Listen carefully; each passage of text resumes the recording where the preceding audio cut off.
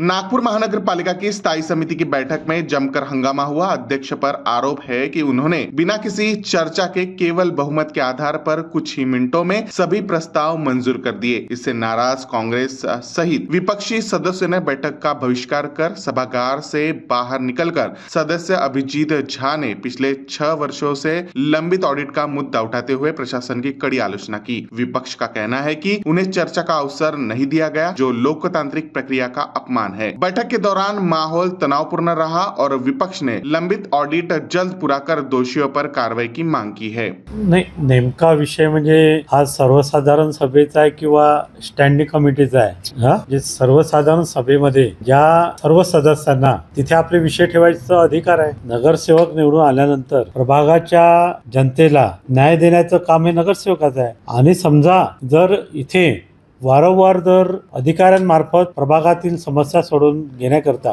वारंवार पत्र दिले असता, त्यांना मागणी केली असता, तर ते काम होत नसेल तर त्या सभासहाला आपला विषय मांडण्याचा अधिकार हा सभागृहामध्ये आहे।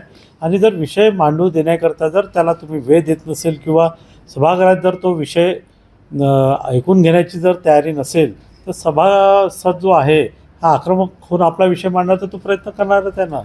विषय हा सर्वसाधारण सभेचा आहे आणि जर स्टँडिंग समितीमध्ये काय विषय मांडू दिले किंवा नाही दिले, आमचे स्टँडिंग कमिटीचे सदस्य वसीमभाई आणि अभिजीत जे आहे हे त्या विषयावर आपल्याला सविस्तर सांग। आती है वहाँ पे वॉशरूम जाती है और हमको बोली चलो उठो टाइम हो गया।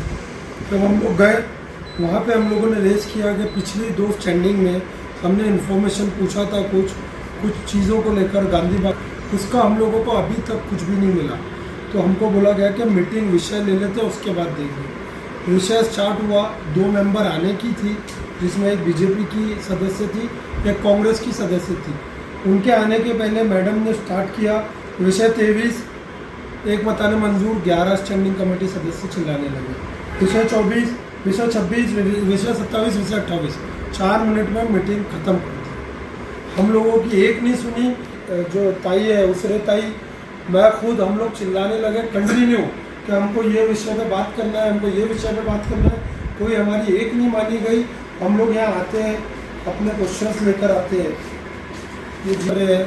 और इसके पहले जो मोनार्च सर्वायर को 2018 से जो अभी तक 19 करोड़ खर्च किया डेवलपमेंट प्लान के लिए, और वो डेवलपमेंट प्लान अभी तक नहीं बना। ये सब पे हमको विशेष क्वेश्चंस करने थे, लेकिन हमारी एक नहीं सुनी गई। इनने कंटिन्यू थर्ड पार्टी ऑडिट पे कंटिन्यू क्वेश्चंस पूछे, इनकी भी एक नहीं सुनी गई। एट द लास्ट जब हम लोग खड़े रहकर उनको बोलने लगे तो मैडम खुद खड़ी हो गई और हमें बोली कि डेकोरम का तुम उल्लंघन कर रहे हो, आपके बारे में सोचना पड़ेगा।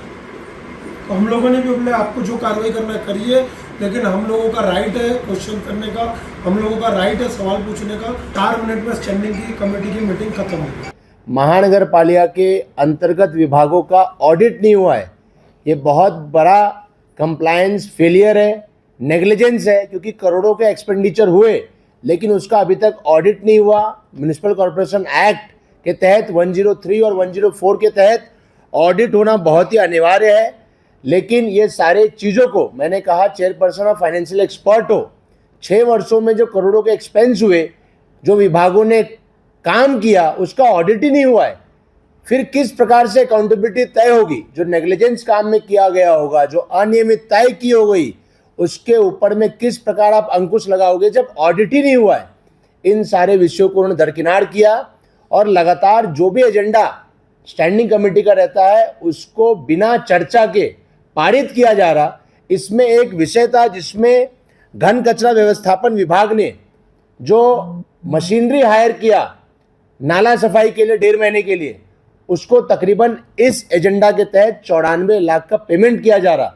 मैंने वर्कशॉप विभाग से माहिती निकाला कि पिछले 1 वर्षों में आपने इन मशीनरी के ऊपर में कितना रेंट दिया है, तो 10 करोड़ से ज़्यादा का पेमेंट महानगर पालिका ने किया है। आप अंदाज़ा लगाइए कि पिछले 10 वर्षों में तकरीबन 100 करोड़ के आसपास मशीनरी हायर करने के ऊपर में घन कचरा व्यवस्थापन ने खर्च किया है।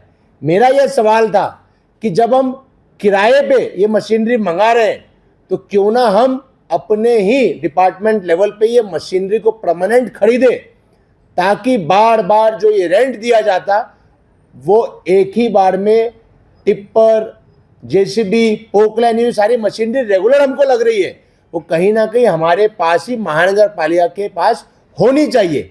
उससे जनता का पैसा बचेगा। हमारा एक ही विषय है कि स्टैंडिंग कमेटी के सदस्यों के अधिकारों के ऊपर में अतिक्रमण किया जा रहा है, क्योंकि जहां भी टेक्निकल सब्जेक्ट्स है, फाइनेंशियल विषय है, उसके ऊपर में जैसे हम बोलने का प्रयास करते हैं, हम चारों कांग्रेस के सदस्य, हमें बोलने नहीं दिया जाता।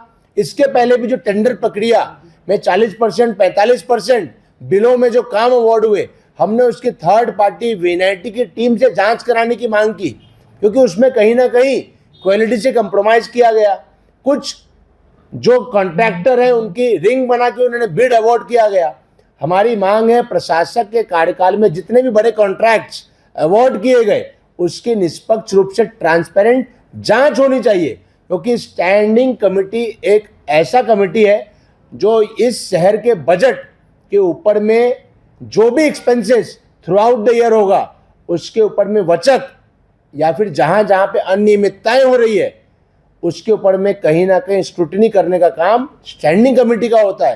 लेकिन हमें ऐसा देखने को मिल रहा है, बहुमत के आधार पर सत्ता पक्ष के दिशा निर्देश पे चेयरपर्सन ये सारे जो नेग्लिजेंस है, जो अनियमितताएं हैं, अधिकारियों को संरक्षण देने का काम हो रहा है।